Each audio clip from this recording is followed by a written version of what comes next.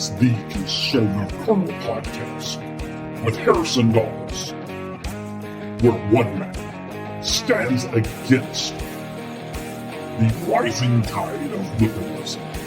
This officer in the battle to preserve our nation is the Conservative Colonel.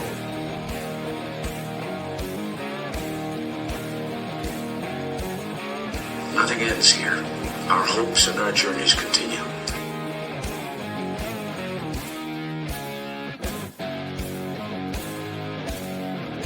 And here's Harrison Dawes.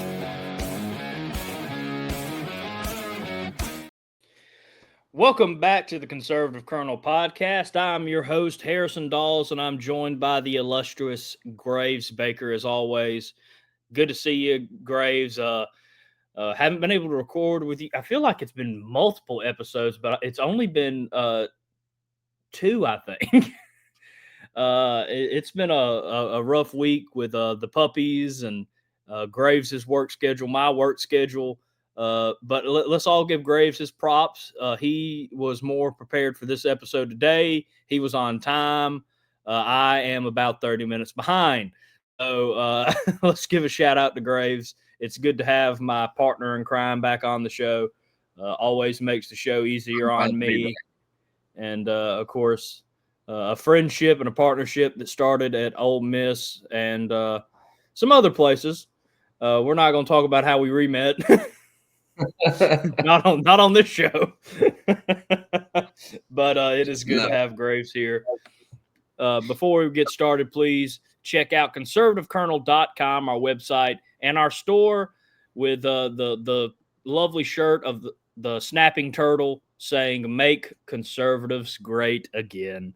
Go check that out. Again, we're still trying to find a couple new places for our store and hopefully try to bring those prices down. But also we're making hopefully some new content soon. So be checking that out. And, of course, you can check us out on conservativecolonel.com where you can interact with us, the podcast, and get a bit more information about our fellow conservatives. So real quick, we are on new episodes every Thursday. Our main platform is Speaker, but we're also on Apple Podcasts, iHeartRadio, Spotify, Amazon Music and Audible, Cashbox, Deezer, Podcast Addict, Podchaser, Listen Notes, and Good Pods. And, of course, the video format of the show releases every Wednesday on YouTube. So that is a mouthful. So real quick, Graves, before we kind of introduce our guest for today, our probably at this point heavily advertised guest, but it is our 2-year anniversary of the Conservative Colonel Podcast. A podcast that golly, it feels like it was yesterday. I finally understand what a lot of them old timers, I'll call them, back in high school and college when they're like, man, it'll fly by. I never understood that until I did this show. And my gosh, it feels like we just started it. 56 episodes in, and we have had some great episodes under our belt now. But this is only our second guest. We brought someone in for the 25th episode. We covered the Department of Education for the 50th. And now to celebrate our 2-year, we're going to bring on a state representative to talk to today. And I just can't believe it. As I said, it's been a journey. Me and Graves has known each other. Golly, didn't we meet during COVID? Yeah, it was definitely. Yeah. 2020. Yeah, 2020, 2021. And I had been somehow voted in as vice president, Turning Point. Graves had was head of outreach, I believe, or media. Recruiting, yeah. And we started a friendship there over just the craziness of each other. And we've been there ever since, and it's been a great ride, and hopefully here's to a couple more years of the show I've enjoyed, of course, with Graves by my side. It has been a blessing. Oh, yeah, I completely agree with you. And I'm getting a call from my bank. That's never good. We're going to kind of hopefully there's not much money in that account for them to steal. Joe Biden saw to that. Yeah. But I do want to give a personal thanks to Graves for putting up with not only my craziness and a couple of what I call the cancelable episodes where I get canceled pretty quickly. Graves has actually gotten canceled on the show before on the election of 2020. Yeah. So I said a lot of things about that election that they did not like. So if you want to go back and look at that. Yeah, YouTube still has a strike on us for that one, actually. What was that, 10 years or something? They do it. It feels like, no, they're supposed to take it away after a year if it's your first offense. I don't think they've done that. Maybe they'll do it now, or maybe they'll give us another one for calling them out. Who knows? But I want to give a personal shout out for Graves. He has really helped this show stay possible and brought a touch. And, I've said it on the show before in the past. Me and Graves don't agree on everything. That's good conservativeness right there. Mm-hmm. Unlike the Democrats, I won't talk smack about Graves if I disagree with him. It's just a disagreement, and that's the end of it. So I want to thank him for putting up with my craziness and helping out with the show. He's been a real help. But today, we'll go ahead and introduce our main person. I was trying to kill as many time for her as possible so she doesn't have to feel the whole hour or feel obligated. She is a state fan.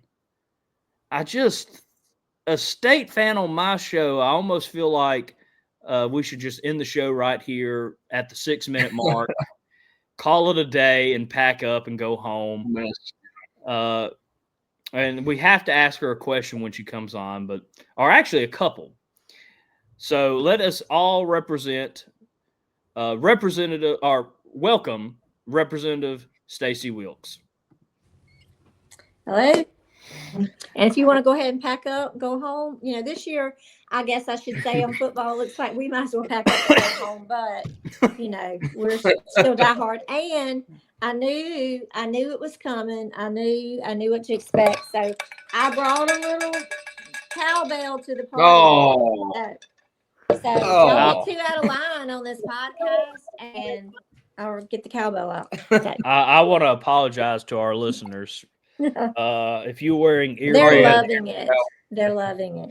If you were wearing earbuds, you just got in a car wreck, more than likely.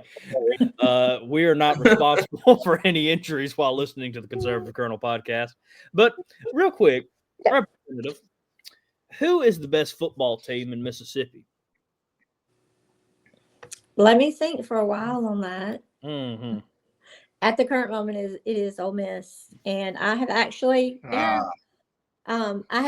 pulling for y'all because they're a Mississippi team, and when Mississippi team wins, we all win. So, amen. So I am. Some of these people will never pull for Ole Miss. They're diehard State or Southern or whatever, and they'll never pull for Ole Miss. But I'm not that way. When you're not playing us, then I'm pulling for y'all because, like I said, it's a Mississippi team. I love all things Mississippi, and Mississippi wins, we all win. So. I agree. And hopefully when the tide turns to State fans, I can look at my grandchildren at the time and say, it is good to I think it'll be a little sooner than that, but, I was hoping you'd pick up on that. But it's good to have you on. Thank you. Real quick, how do you feel on being on a show that the name specifically comes from my time at Ole Miss as Colonel Reb, being, of course, the conservative colonel? It would be better and really a lot more fun if it was like, the Bulldog show or, something like that. But I think we've got a lot of good things to talk about. So I'm just going to kind of block out the name and just participate anyway. Fun fact, I'll give you this little background, a bit of podcast trivia for the 2-year anniversary. First off, the logo is designed to be a younger Colonel Reb. That was kind of the look I was wanting to go for. And 2, I was actually going to name the show something like the Conservative Dog. And it actually stems from my dog business, selling and training British Labrador retrievers to duck hunt. So I thought that was a great name. But luckily, and I've Jack, seen your puppy pictures, and those puppies are gorgeous. well, I didn't travel so much. I have a small little Pomeranian only because I can travel with her everywhere and kind of take her everywhere because I'm on the road so much. But if I wasn't on the road so much, I would be getting one of those puppies. They're beautiful. I will give you a deal. I'll knock $200 off right now. Oh, hey, I would take it, but I don't think she would fare well in my car so much as I pretty much live in my car. So, it wouldn't be fair to her, but you do have beautiful dogs. So, well, thank you. But yeah, that was actually the original name of the show for about a month and a half until luckily, bless this man, I talked to Jack Fairchild over at the Right Side Radio podcast. And I was talking to him, and he was like, that name is not going to catch whatsoever. He's like, I don't know. Because, like, I added Mississippi to it. So it was the Mississippi Conservative Dog Podcast. And at some point, it just went to Mississippi Dog. It was a train wreck. And Jack was like, just please let me. I have to agree with him, even though I would like the bulldog or the dog and, like all that tidy. And I have to agree with him. I think, I don't think that was, I don't think it'd be too well received. I agree with him. Poor Jack. We had been working together on Chris McDaniel's campaign. He just looked at me like I'd lost my mind and knew about my time as Colonel Reb and said, why don't you just call it the Conservative Colonel? So he gave us the name, the logo, and the intro. So there's our trivia today. We can thank the Right Side Radio podcast over there with Jack Fairchild for all this. But let's go ahead and jump in. So first off, just tell us a bit about yourself personally, Representative, and your political journey, some of your beliefs, even.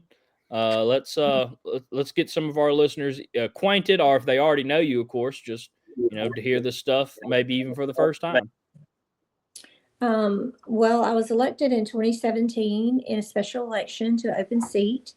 Running for office was never an ambition of mine, very much out of my comfort zone. I have a background in insurance and public relations, had my own public relations company for a while.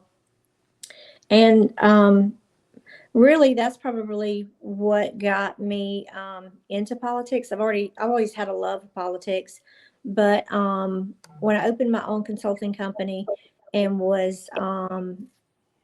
I did a lot of social media and things like that, but I also ran a couple of campaigns, helped with a lot of campaigns, consulted on some, just got involved. So I met a lot of people. And I was in our local Pearl River County Republican Women Club, became president of that club.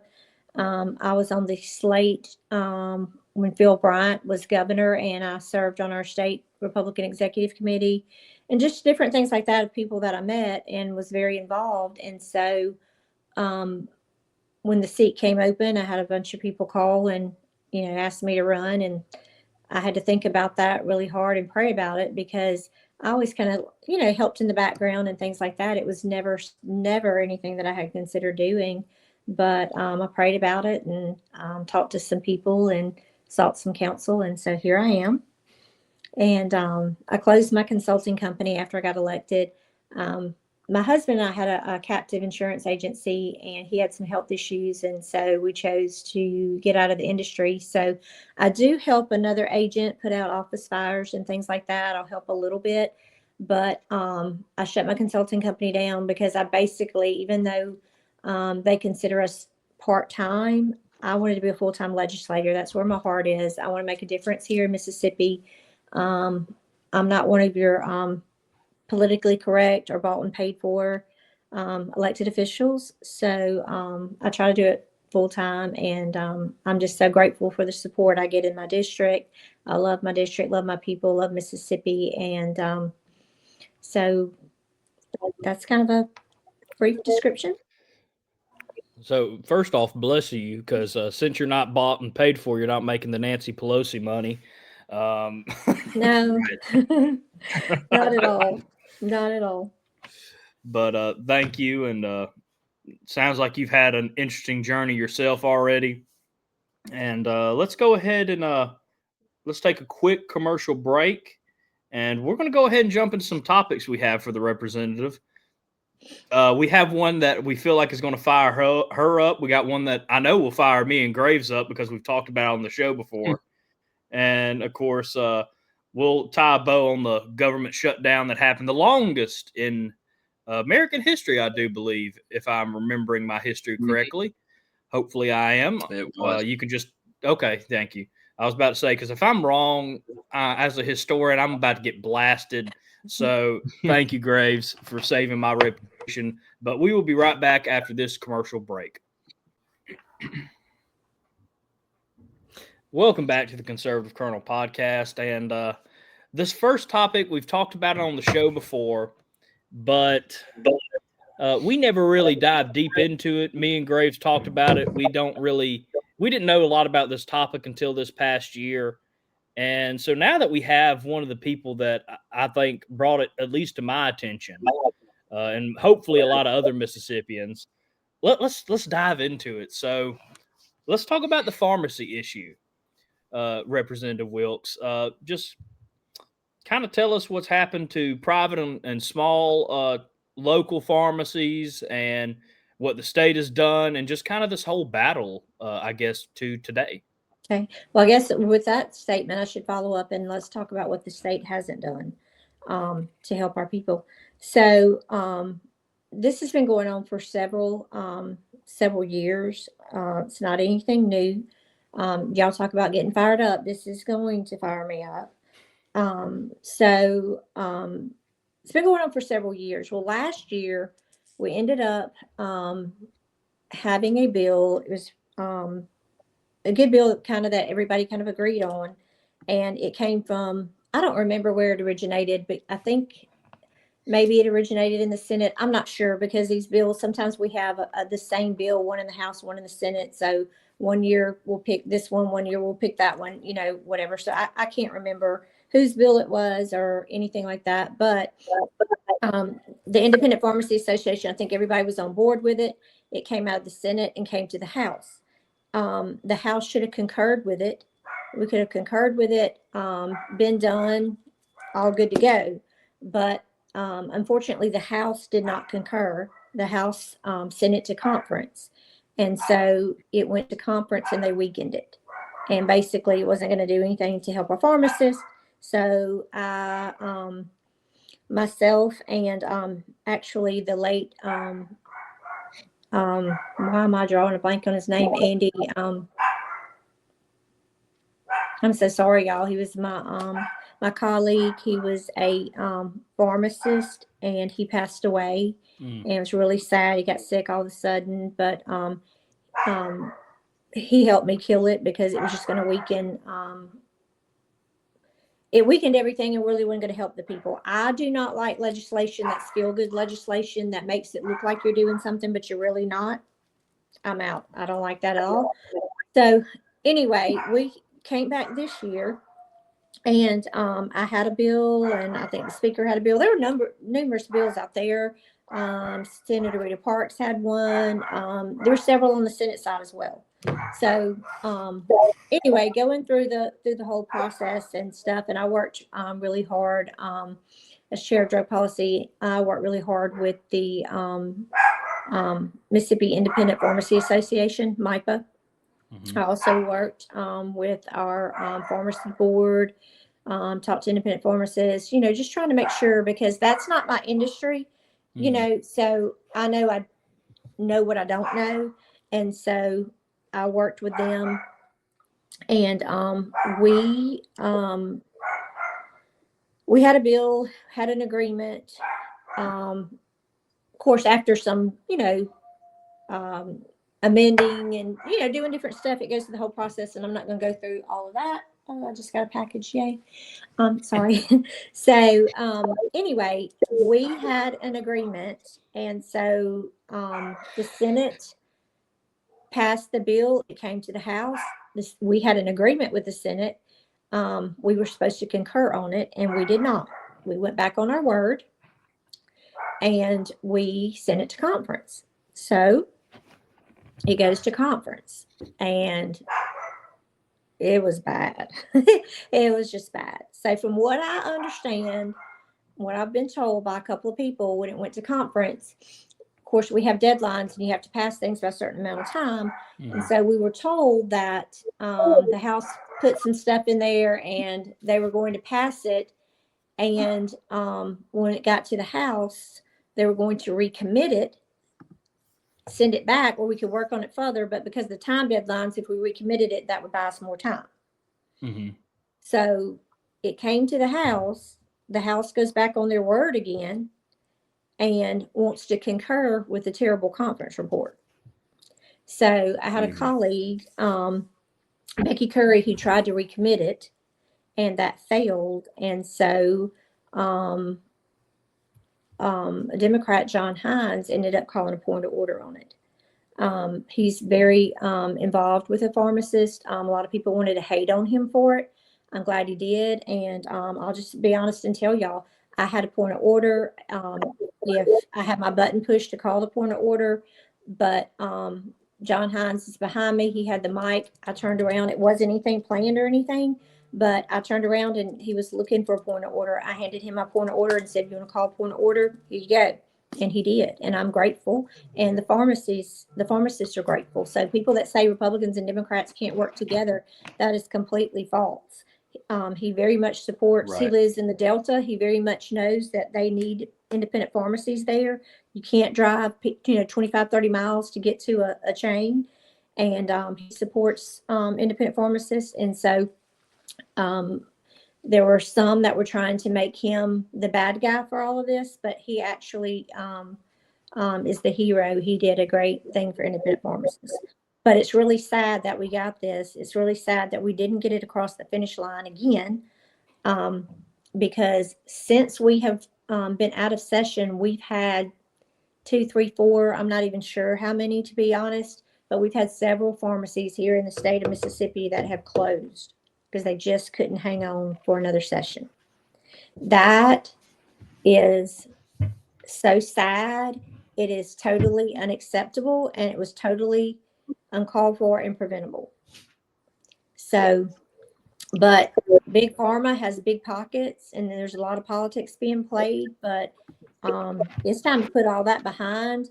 And what I put in a post the other day addressing the pharmacies that have closed recently, I'm asking people to get with their senator and their representative and ask them to vote for the legislation that MIPA, the Mississippi Independent Pharmacies Association, supports, because there's going to be tons of bills out there, different legislation. But and I think there's a group called the SIP too, a bunch of independent pharmacists that kind of came together, and hopefully they're going to be working with MIPA, hopefully, and everybody get on board and be on the same thing. But we need to be passing the legislation that they support. That's their industry. They know their industry. And that's the one that we need to support that won't favor the big PBMs. That was a lot, huh? Yeah. No, yeah. And I mean, I knew how Big Pharmacy was attacking. And I mean, that's one of the biggest industries in here, not just in Mississippi, but in the country. Yeah. And so do you want me to explain a little bit how the PBMs work and what they do? And yes, ma'am, please. Yeah. Okay. So basically the pharmacy, the PBM is the pharmacy benefit manager, and they're basically your middleman between your insurance companies and your employer groups. So basically right now they're actually playing physician, because like if you go to the doctor and the doctor wants to give you this prescription, a lot of times your insurance won't cover it. They say, well, we're not going to cover that. You're going to have to take this. Well, they're making you take the other one because it's the one they make the most money off of.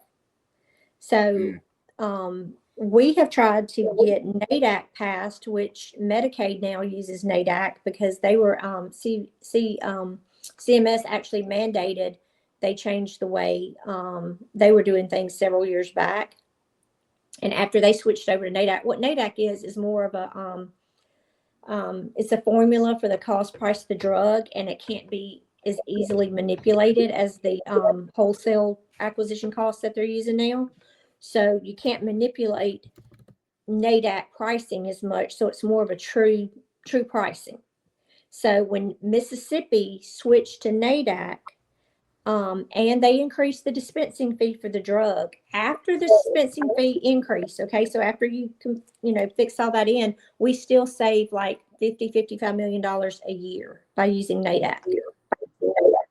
So we were trying to get NADAC actually in the legislation the last 2 years, and that didn't happen, but it really needs to happen this year. So basically, they go in, work these contracts, choose the medicine, and then, so let's say, for instance, Caremark. Caremark is a PBM.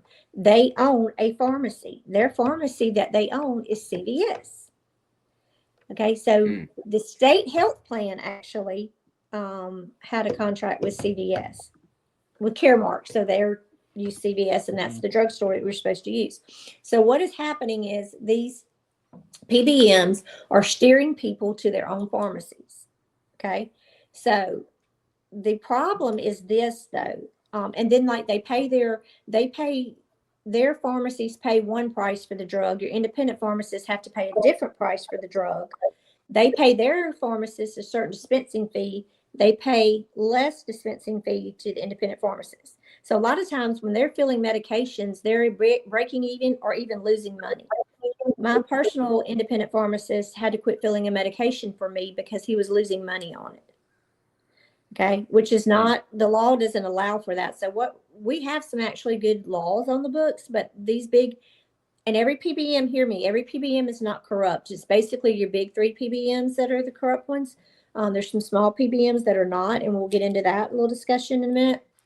But but these PBMs are driving up the cost that you're paying for your medicine and putting these independent pharmacists out of business. So, for instance, a lot of people will say, let the free market work, let it take care of itself. Well, it's not a free market because whereas Walmart can get ladders or whatever, lawnmowers or whatever, they can get it cheaper because they have Walmarts everywhere and they buy a lot more in quantity. Okay. So you can choose to go to Ace Hardware, to a local hardware or any kind of hardware store or local place, and pay a little bit more for it and support them. Or you can say, okay, money's really tight right now. I need to go to Walmart and, save. But you have a choice to do that. So with the medication, though, the problem is the independent pharmacists can't raise their prices up a little bit so that they can make the money and compete. The PBMs set the price of what they sell the medication for, and they set their dispensing fee. So that's not the free market working when they're going underwater. It doesn't sound like it. At all. No, that's big corporations, feeding off the smaller ones. Yep. One of my friends that he said that I think that basically the PBMs are making it where their drugs are so expensive that they're not making any profit. I know that's what you said too, but just the PBM stuff, I'd never heard of that. And knowing that that's the biggest issue now, I don't know why there is a middleman, but if there's a way to cut it's that really out. not needed. It maybe one time it was, but we could do without it. That's, that's driving up the cost. It's not, and people were saying, it's all that if we pass the legislation that we were passing, that the insurance was going to go up, that the employers were going to either have to pass it on down, to the consumer, or either it was going to cost them a lot of money. Well, it's not true, because other states have done these reforms and prices have either stayed the same or come down. So what I always say, and is these employer groups are just renewing these contracts every year with these PBMs instead of doing their homework and selecting a reputable PBM. And so they owe it to their employees to be negotiating better contracts on their behalf. And I think and some of these companies I think it was actually O'Reilly Auto Parts is suing the PBMs because now they realize, and that's what I've been trying to tell some of these Mississippi companies, when y'all wake up and realize how much they've been stealing from you, they're going to be, they should be embarrassed because they've been fighting this legislation. And when they see how much PBMs have stolen from them, which they could put in their pockets or pass to their employees, they should be embarrassed because it's ridiculous. And O'Reilly, like I said, finally realized what was happening, and they're suing the PBMs. That's good on them. Mhm. I tell people, of course, I'm for free market. I'm a conservative. As there's many terms, but the one I've coined is Jeffersonian. But when it's hurting the small man, the everyday man, which these policies, in my opinion, are here to protect the free market. That's what that's for. It's so that small people can compete with these big corporations. And it sounds like, to me anyway, that these big corporations, which I'm not shocked, it's Big Pharma, Big money. big money. We could get into some conspiracy theories if this was a different type of show, but I'm just appalled to hear that.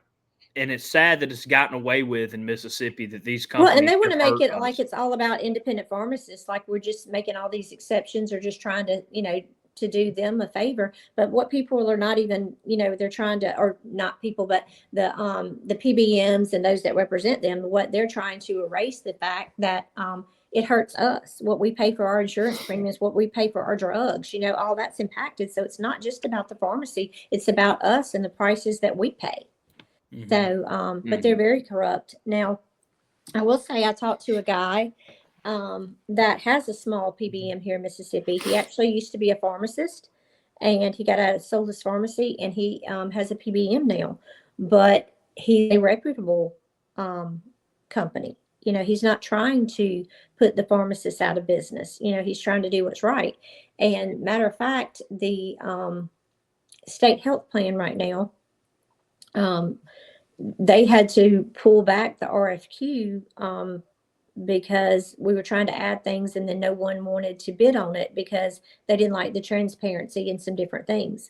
But there were some things in the RFQ that prevented this guy or any small Mississippi PBM from really bidding on the state health plan. So I sat down with DFA along with this gentleman from this Mississippi PBM, and we went through the whole RFQ and let him address the issues that were preventing him and other Mississippi companies from bidding on it.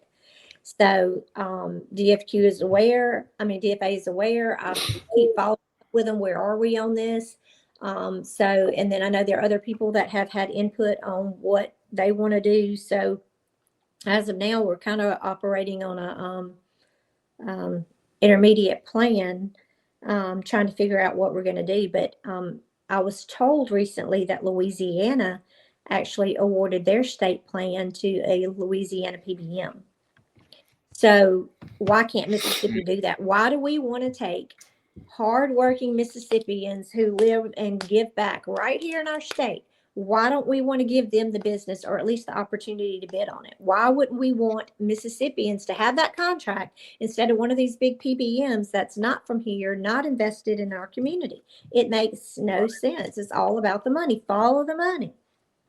Yeah, that's a real shame, considering I'm one of those people. I'm like a founding father, if you will. I adore my state, and I try to get out of my way to support state businesses and people of my community instead of these big corporations, because these people are actually the people that care about the state.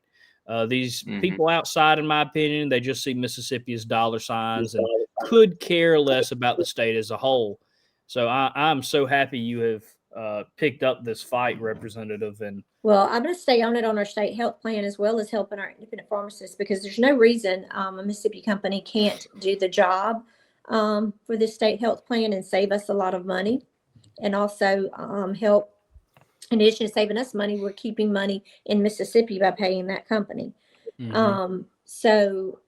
And then independent pharmacists, you go to an independent pharmacy and get a medication filled and ask questions or need something, and you go to a big chain, where are you going to get the best service?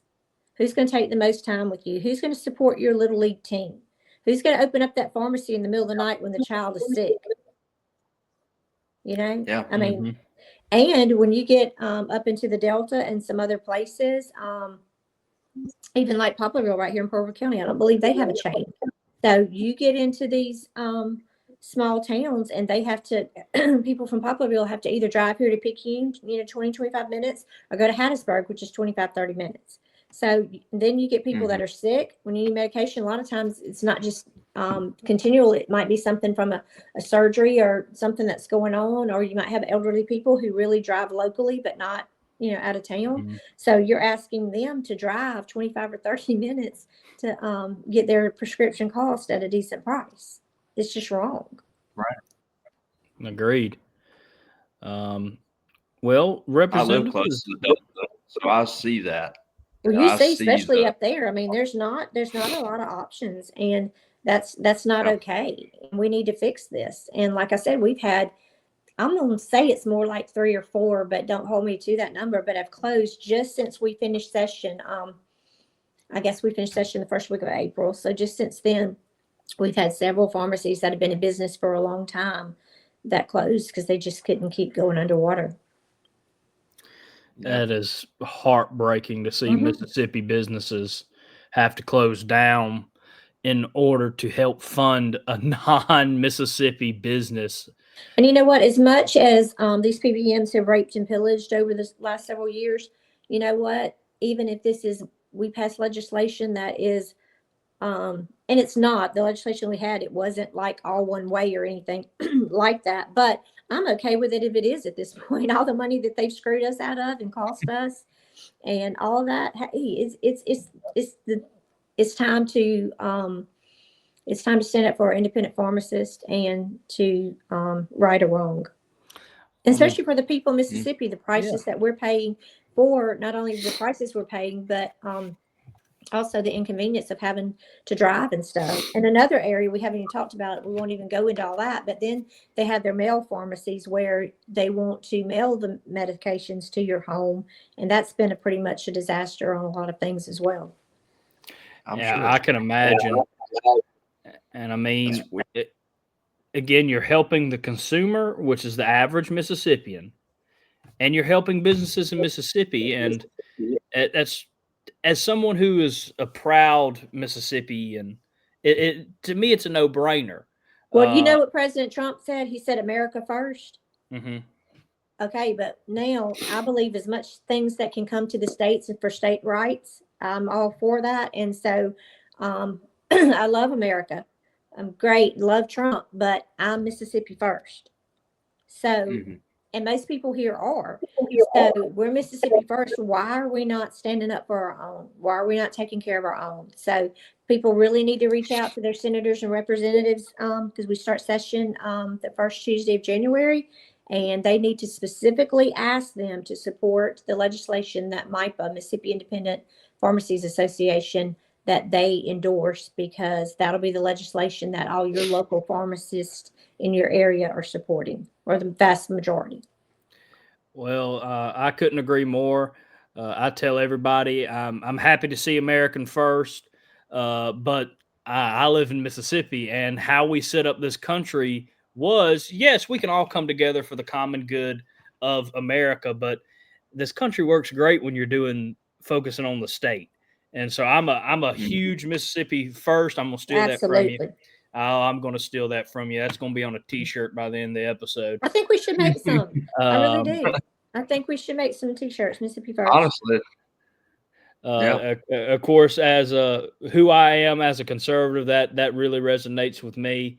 So I can't thank you enough. We're going to take another quick commercial break, and when we get back, we're going to talk about Mississippi losing the supermajority in conservatism. We fired Representative Wilkes up with the pharmacy question. We knew that was coming. Just wait until she gets the invite to come back on to talk about a whole episode on it. Bless her heart. But now we're going to kind of go into something that's going to fire me and Graves up. So we'll be right back after this break. Welcome back to the Conservative Colonel podcast, where I just had to endure a bell ringing during the commercial break. It's been hard on us here. He even said he was going to confiscate it from me because he really, really wants it himself. We know the real reason behind it. I'll put it in my cow pasture. Yeah. Just for you. Yeah. It's hanging on your shelf. in your room where you look at it every day. I'll put it behind me. I'll actually buy you your own. I mean, Yeah. if you want one, I'll be happy. Grace, would you like one too? Because I'm happy to bring those to y'all. Well, maybe Okay. I'd give one to my state friend. Depends on how many times you come on the show. But we do have another topic, and as promised, this is one that's going to get me and Graves fired up. And of course, we want the representative's opinion. Not going to cut her out of the show. We don't try to, but me and Graves have gotten fired up on a topic before and didn't even think that we had a guest on. So we're getting better. We're getting better. But so I have always stated, and Graves has stated it on the national level with the mandate from Trump, showing that the majority of Americans want good conservative policies that Trump promised, said he would do, he has done, and basically endorsed Trump's leadership. Well, Mississippi had the same dead-gum thing. Mississippi, we had a supermajority Republicans, which should mean with the Republican Party lineup, conservatism. And we are the reddest state was the reddest state in the union, meaning Mississippi had a mandate to be the conservative state that California is to the Democrats. We should be, they get to be a liberal utopia. We should have been a conservative utopia. And we've talked about on the show, Miss Stacey just talked about an easy conservative win, in my opinion, that should have been passed immediately, but she's having to fight for it. Mississippi Republicans, we've talked about on the show, some are rhinos. Some of them just put an R by their name, but they vote Democrat. Hey, buddy, haven't mentioned you in a while. And we've talked about it, but now we're kind of seeing the cause, in my opinion, of some bad calls in our party. And I do say R. And now we've lost a supermajority. Mississippi is turning purple, with the call being that we end up like Georgia, turn blue, and become a new liberal state. And it's disheartening to see that we have lost the supermajority here in Mississippi. Again, I feel like if we gave Mississippians a 100% conservative government like they voted for, we would be okay. But we haven't. So now they're turning to other people. And the other people are liberals, are Democrats. Well, basically what happened, though, losing those seats, that was from redistricting. We had to redistrict, which honestly, I think that we should have challenged. We should have appealed that decision. We shouldn't have just accepted it and gone along with it. And there's actually a court case in Louisiana regarding the district right now in front of the Supreme Court. So that could nullify the ruling, the rulings here. And so that's what I'm hoping. But, and different people have said that we couldn't appeal it for one reason or the other. But I mean, I'm not an attorney, but from the people that I've talked to, we could have appealed it. But that's neither here nor there because we did not. And but hopefully that the ruling goes well in Louisiana and it nullifies ours. So it really wasn't that the people, are turning blue. It was because those districts were drawn, they were drawn that way.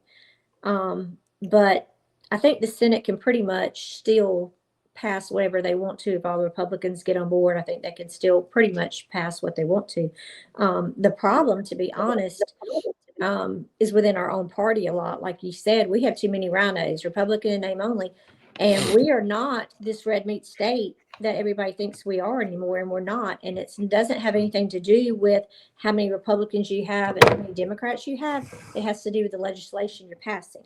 And with the legislation that we're passing, we're purple. And why here in Mississippi, in the Bible Belt, with the beliefs we have and things like that, and we have Republican leadership, we control the House and the Senate, and all of our statewide elected officials are Republican. So why are we passing legislation that's purple and not red? That's a great question, and of course, this is a big talking point on my end. It's really the passion that drove this show. I am just a big conservative, and I felt like Mississippi could be the example that the conservative movement needs. Look how well Mississippi's doing. Look how well they're doing with limited government, and look how well they're doing with letting the people decide. That can be a whole other episode, but yeah, now I do know one of the redistricts came from a certain someone that's no stranger to criticism on this show, that did it out of more pettiness than anything. And he was a big part in that. And he also missed the deadline, if I'm not mistaken, somehow, or messed something up and had to redo it again. It was a whole episode. I remember it, but it is just disheartening to see so many Republicans that vote liberal. And again, if you have that ideology, I disagree with you, fundamentally disagree with you, but don't join my party. Well, and I will say also, my biggest thing is I'll just show you, we have 82 counties and all 82 counties are different. Okay. Mm-hmm. There are some places that maybe instead of being over here, they're over here. And it's with their people. That's where their people are. Okay. And I respect people, just like when we changed the flag. I didn't vote to change the flag. The way that all went down, we can have a conversation about that one day, but that was wrong on every single level. Every level. Get me started. So, but there were people that voted. There were people that voted to change the flag, but that's where their district was. And I respect that. I think they should vote, because my vote doesn't belong to Stacey Wilkes. My vote belongs to my people in District 108. It affects the whole state of Mississippi, but I'm here to represent my people down here in Pearl River County. And that's what I'm going to do. And that's not what my people wanted, so I voted no. But the ones whose district really wanted to vote to change the flag, and they represented their people and voted to change that, I respect that. It may not be how I feel and what I think and believe, but if that's what their people are and they're representing their people, that's what they're there to do, because all 82 counties are different. However, the problem you get into representatives that are not representing their people and senators because of sometimes it's they're wanting to go along so they get money for their districts, or chairmanships or different things, but leadership is pushing them in a way, and they go away. They're not representing their people. They're going along and doing what they're kind of told to do. That's where I have a problem with things. Not for representing your people. We can disagree all day long, but if you're on how we feel, and Pearl River County is a lot more conservative than a city over here or whatever, and if they're representing their city, that's what they need to do, and that's how they need to vote. But those that don't vote with their people because they're voting for other reasons, whether it's money, power, leadership, whatever the reason is, if you're not representing your people, that's where I have a problem. But we have too many people that do put an R by their name that really shouldn't have one. And so that's how we're getting purple legislation instead of red. And I mean, me and Graves have talked about this, and I'll let Graves jump in, bless his heart, after this. But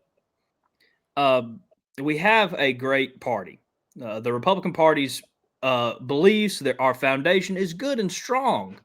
But we've done a lot of good. I don't want to sit here on the show and act like I'm negative Mississippi. We have done a lot of good things. We're trying to put more money back in people's pocketbooks, where you can make decisions what to do, because anytime you can decide what to do with your money, it's a lot better than the government. Yeah. And so we have done a lot of great things. We've brought a lot of business and industry here in Mississippi. We are moving in the right direction. But the biggest problem, and I'll go back to, let you go back and finish your statement. The biggest problem, though, is people aren't getting out. Republicans, people are not getting out and voting.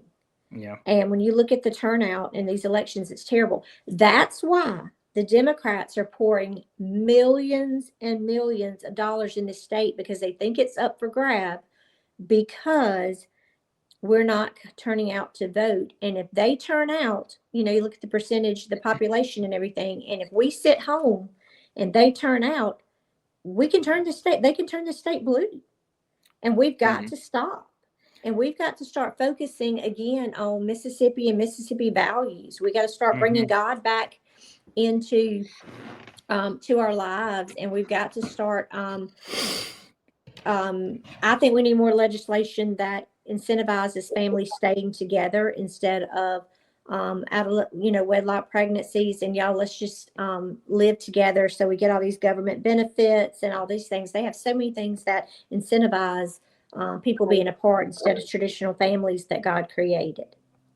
Oh, I couldn't agree And I guess more. that's probably another whole show, but you're getting me fired up now. Oh, well, I mean, I want to do an episode on, and my personal belief, and I've talked to a couple other people, and I'll kind of bring that back to what my previous thought was in a second. But Christianity and conservatism goes well as America and apple pie.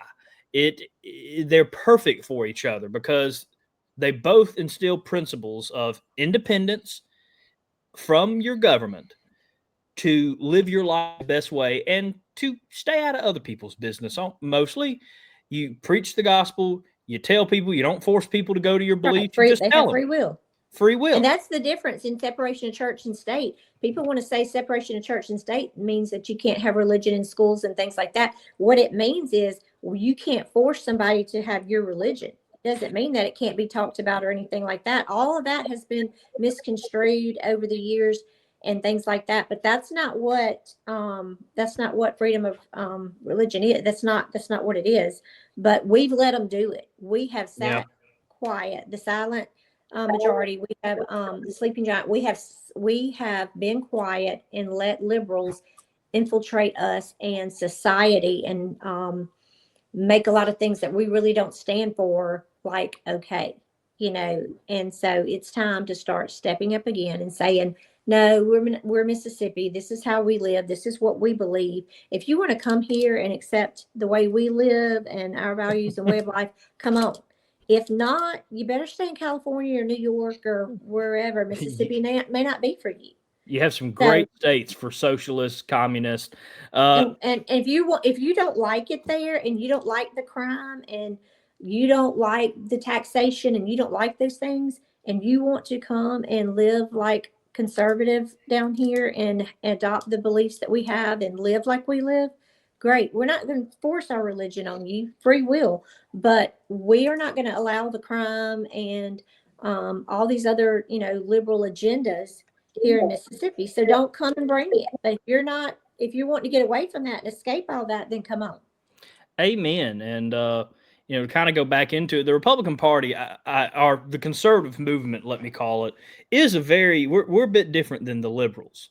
The liberals can have one marketing mission. I see 3 conservatives on this show, and I believe I could find a topic that all 3 of us disagree on. But at the end of the day, we're all conservatives. There's a wide range of conservativeness because fundamentally we believe in the freedom of the individual. And so that also means we believe in different opinions, unlike the liberals that you have to have one opinion. It's almost military. And when you don't have that opinion, they don't attack the issue. They attack you personally. Oh, God. And that's where we differ, because we can sit here, like you said, and disagree, but we're not going to attack each other personally. We're going to agree to disagree and talk about why we feel the way that we feel, but we're not going to attack each other personally. But they come after Republicans personally because they don't have any grounds with the issue. And I agree. And that's why I go back to that to say there's a wide variety of conservatism. Now, but there's still things that aren't conservatism, even if you say it is, and it doesn't belong in this party. Like, as I said, there's a lot of Republicans that should honestly put a D by their name. There is a lot of things that we can all disagree on, but there's a lot of things we agree on. And it's just, while we have a wide variety of flavors in the conservative movement, we're still conservatives. And it just disheartens me to see the amount of rhinos we have in this state. My gosh. And I'm not trying to be one of those Republicans or conservatives that says anybody that disagrees with me is a rhino. They're not a true conservative. Heck, me and Graves have disagreed before. We've talked about it. And Graves has changed my opinion a couple of times. I don't know if I've changed his. We haven't gotten together to talk about it yet. But that's the beauty of the conservative movement. We can agree to disagree and still and work for the common good. And that's what Charlie Kirk was doing. He was making a difference on these campuses because he would go and want to have conversations. He would want to know, like, all these people that were just these students that were just indoctrinated. They didn't know why they believed what they did. They were afraid to come out and say they were conservative, and and things like that. But he wanted to have conversations and let them think for themselves, but to know why they believed what they believed. And to ask hard questions and let them think for themselves. And so we have such a void. And not only that, he was talking about, he addressed, social issues, the hookup culture, and talking about being a man and being responsible and having a family. And, just, he was such a wonderful influence on students that age. It's going to be a real void. Of course, there's a real political void there, but first and foremost, I think he was just a great role model for young people, and that's really sad. So I hope that his death wasn't in vain. I hope people remember Charlie Kirk, and I hope that people. I hope we can find other mentors that'll step up and fill this role, because so many people of these youth, they don't have role models at home. And and going back to the schools with all the indoctrination, we need someone there that can just question them and help them to understand why they think what they think and believe what they believe, and think for themselves. Amen. And I couldn't agree more. Charlie, of course, I'm is sorry, I didn't mean to inspiration. get off on that, but what you said just a second ago just kind of made me think about that.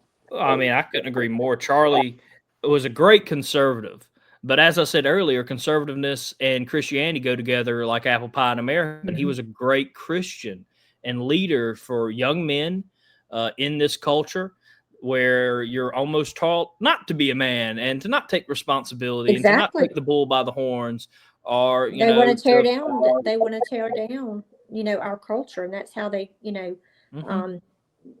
that's their goal. I couldn't agree more. But real quick, the poor man in the corner. Graves, what do you think about the government shutdown? Or not shut down, us losing the majority?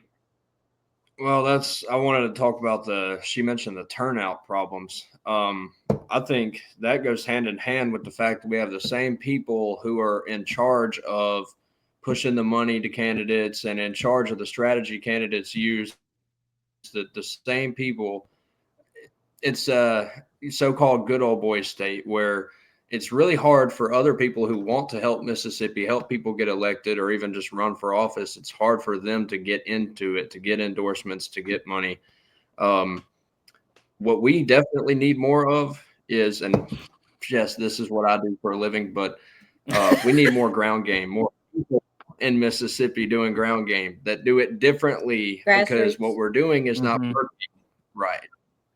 And, I've been doing it all over the country, haven't gotten a chance to do it here really. And that is one thing that I want to do is, this topic's so important to all of us to help the state grow, but the state's not going to grow until we get supermajority back or able to pass less purple bills. And we got to do something different on the ground, in my opinion, to start to bring that back. Well, you got to hold your elected officials, accountable. I think so many times people think, number one, they think that their vote doesn't matter, but we've got a situation right here in Pearl River County in a tax assessor's race that from 2 years ago still hasn't been decided. The judge got involved, ruled, made 2 precincts run again. It was a 5-vote difference, and I'm not sure if they counted all the affidavits and all that. And this is from 2 years ago, so here we go again. So every vote does matter, but a lot of people are just discouraged because, unfortunately, there is a lot of good old boy. There is corruption and things like that. So people are just discouraged and think, it doesn't matter, Republican and Democrat, it's what it is, and they don't take the time to go vote. But and that's true. There's a lot of corruption and stuff, and it's embarrassment to the state of Mississippi. But that's why it's important that you go vote, and that you start holding your senator and representative accountable. But I will say that if people get out and vote, that you can flip seats. I mean, we've seen that just here recently with several people losing, their seats, and then they tried to unseat Senator Mike McClendon up in DeSoto County. Mike's a good friend of mine, true conservative, and I think a lot of mayors and different city officials went after him for various reasons or whatever. But Mike is one of those that is for his people. He works hard and he stands up for what's right. And he did a grassroots campaign. The people have known that he's been working for him the whole time. And even though so many people went up against him and poured a lot of money into his race, he won. I mean, like big time won.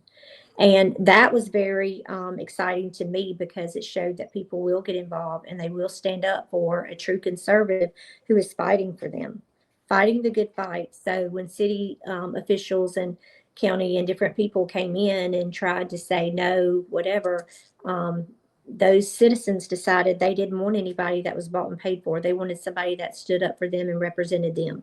So you can make a difference, and you can get rid of people in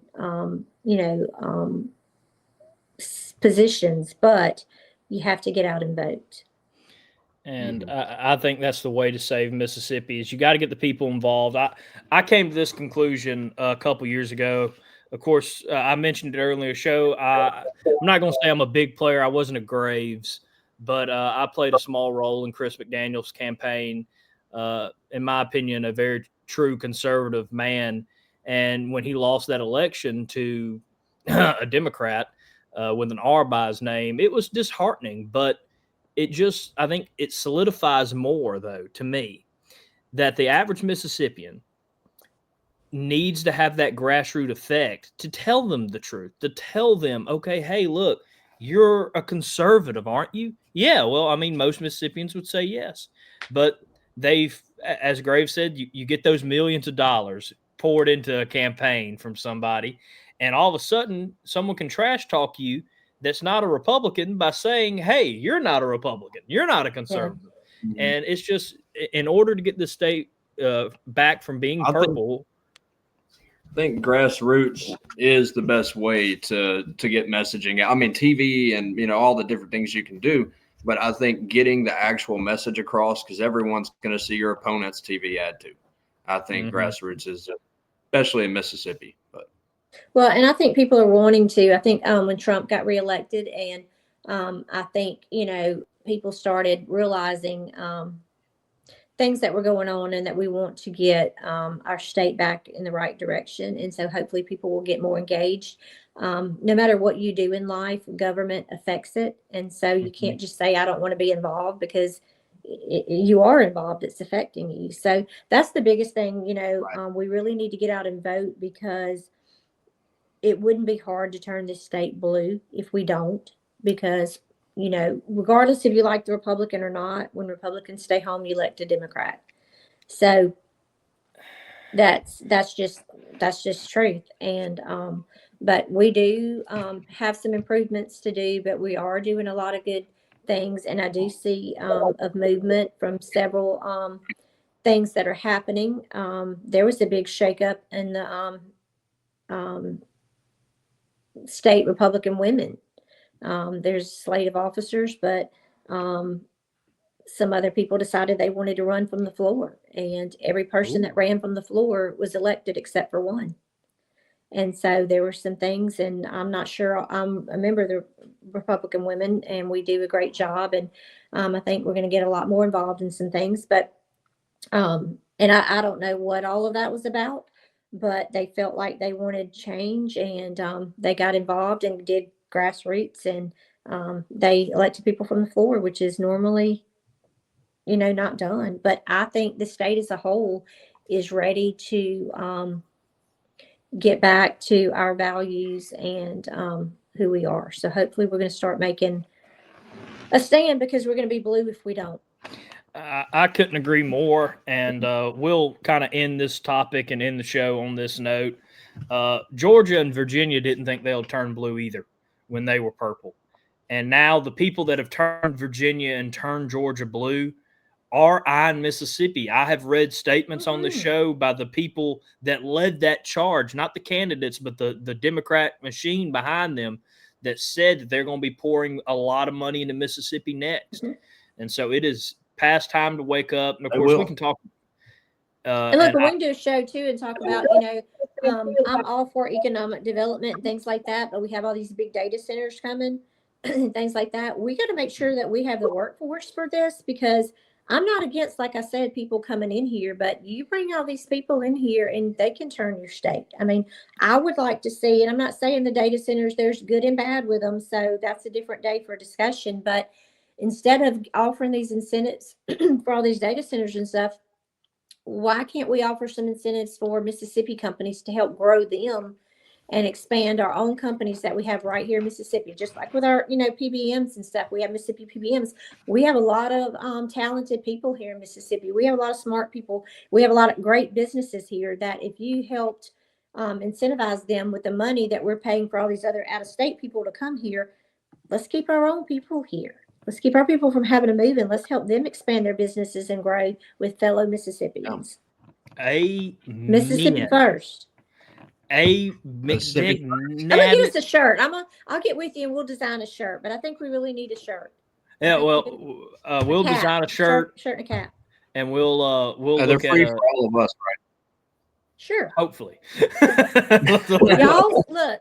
I'm going to have y'all a specially made cap, okay? It'll be Mississippi first.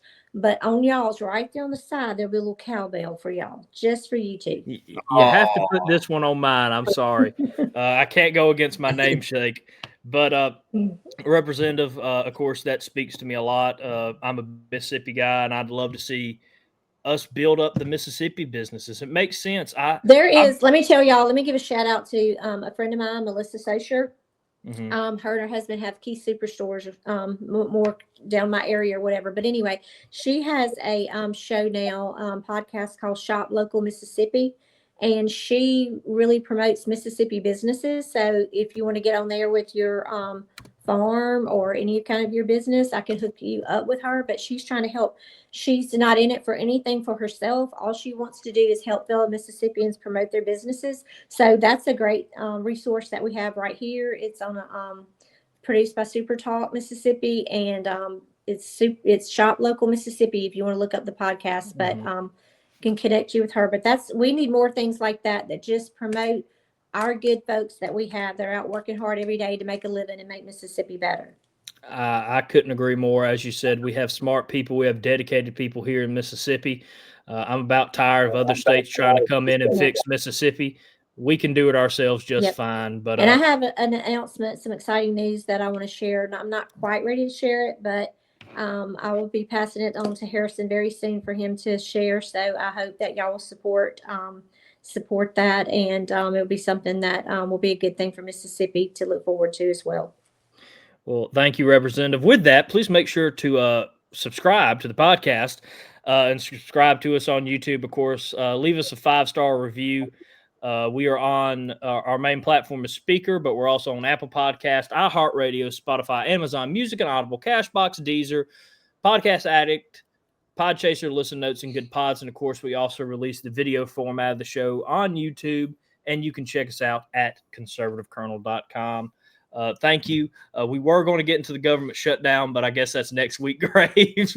Ran out of time. Yeah, that's fine. That's fine. So it's already been 40 days. What's 7?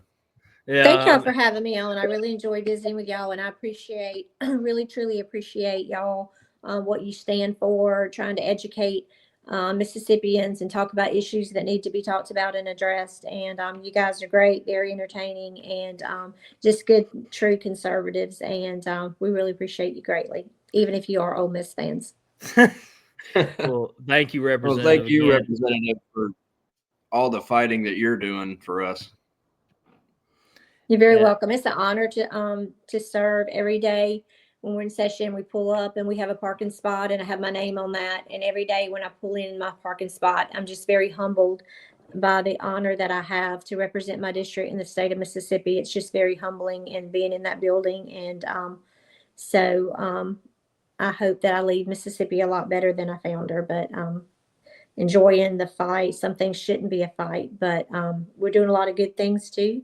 And so we just need to keep working together and helping one another. Amen. And as I said, thank y'all for listening. Next week, I've now forced Graves to have to come on next week to talk about the government shutdown. So Graves, you can't get out of that. Thank you. Right. I'll be here. I'll be listening. I will be listening. She's listening to the episode that got me canceled right now. Thank you, Representative Wilkes, for coming on the show. It was a great time. Thank y'all for having me. I appreciate it very much.